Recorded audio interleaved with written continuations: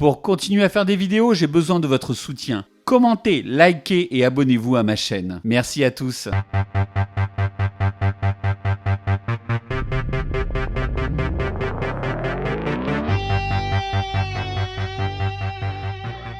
Alors que nous apprenons la mort de Jean-Paul Belmondo, je vous propose de revenir sur Le Magnifique, un sommet du cinéma populaire français porté par un bébel au meilleur de sa forme. Sorte de Last Action Hero à la française, ce long métrage est une pure merveille signé Philippe de Broca.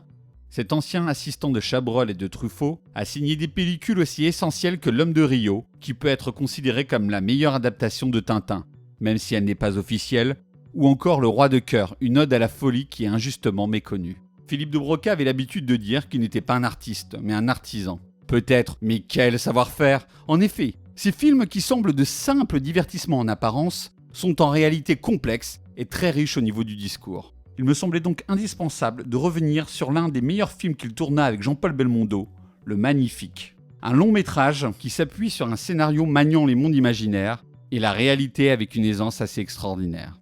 De Broca confronte deux univers fictionnels dans son film. D'un côté, nous suivons la vie assez morne de Merlin, auteur stakhanoviste du roman d'espionnage qui incarne le réel. De l'autre côté, le réalisateur nous donne à voir les aventures exotiques de Bob Sinclair, qui sont le fruit de l'imagination de l'écrivain. Le réalisateur commence Le Magnifique à la manière d'un James Bond, en nous plongeant directement dans le monde parodique de Bob Sinclair où tout réussit au héros. Ce super agent secret, à la virilité un brin ridicule, rencontre la magnifique Tatiana, elle aussi espionne. Ils partent alors enquêter sur la mort d'un espion tué par un requin dans une cabine téléphonique. Il faudra attendre un bon quart d'heure et l'irruption impromptue d'une femme avec un aspirateur lors d'une fusillade pour que le réalisateur nous révèle que l'univers mettant en scène Bob Sinclair correspond au monde imaginaire d'un auteur d'espionnage qui s'est inventé un alter ego fictionnel. Celui-ci vit en effet par procuration les aventures de son héros, passant son temps à écrire avec des bouchons d'oreille, oubliant la date du jour et même la visite de son fils. Cette mise en abîme de l'imaginaire de l'écrivain n'est jamais gratuite. Dans un premier temps, Broca nous dévoile un Bob Sinclair tout-puissant, qui est le total opposé de son auteur Merlin, écrivain solitaire pas vraiment heureux et effacé. C'est l'intrusion dans la vraie vie de la voisine de Merlin qui lui a inspiré le personnage de Tatiana, qui va permettre de progressivement inverser les rôles entre l'auteur et son double fictionnel.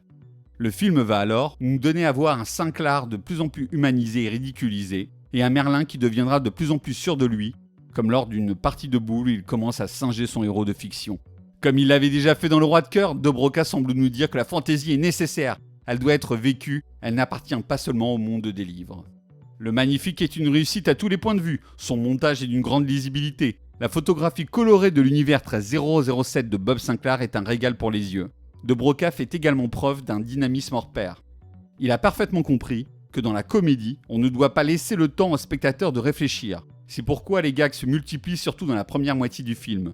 Mais au-delà de sa réussite formelle, le film est porté par un Belmondo extraordinaire. L'acteur se parodie avec un plaisir communicatif grâce au rôle de Bob Sinclair et déconstruit l'image de gros bras qui lui a collé à la peau durant toute sa carrière. L'acteur s'avère également poignant en Merlin, l'écrivant en fin de mois difficile comme dans cette scène où il déclare son amour à la jeune femme sociologue en évoquant sa solitude. Le Magnifique est un concentré d'humour absurde, dont certaines scènes resteront à jamais gravées dans l'inconscient collectif. Que ce soit l'ouverture où notre espion abat un pauvre Mexicain dont le seul crime était de tracer une ligne blanche, ou la scène de torture dans le temple aztèque avec ces personnages qui s'interrogent sur la santé mentale de leur auteur. Je vous invite donc à revoir ce film qui montre que le cinéma populaire français ne fut pas toujours synonyme de comédie navrante, au scénario à peine ébauché avec des vedettes YouTube ou de mauvais animateurs venus de la télé. Le Magnifique est un travail d'orfèvre qui n'a pas pris une ride 40 ans plus tard. Un chef-d'œuvre du cinéma populaire à l'image de son acteur principal qui restera à jamais gravé dans l'inconscient de tous les cinéphiles. Un film à voir absolument.